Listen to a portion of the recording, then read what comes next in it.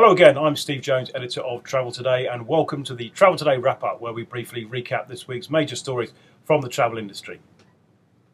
More intrigue this week in the home-based sector. Peter Watson, the former general manager of Travel Counsellors Australia, is to pit his wits against his former employer after joining Travel Partners as head of recruitment.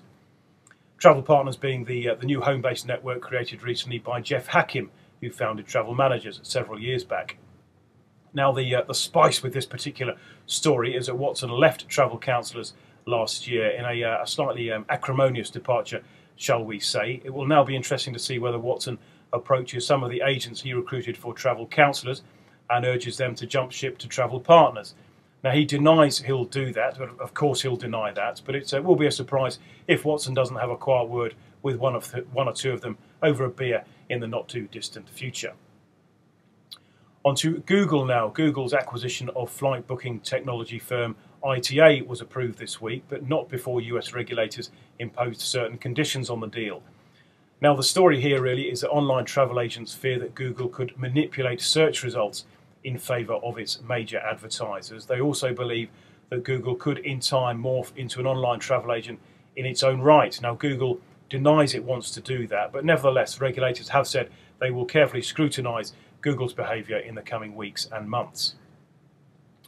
To Webjet now. Webjet reported a strong set of financial results for the 3 months to March the 31st. Pre-tax profits there hit $3.9 million. The retailer also said it was on course for an after-tax profit in the full financial year of $10.5 million. The bitter spat between American Airlines and Travelport shows no sign of abating. American Airlines this week issued a lawsuit against Travelport and Orbit, accusing those guys of anti-competitive behaviour.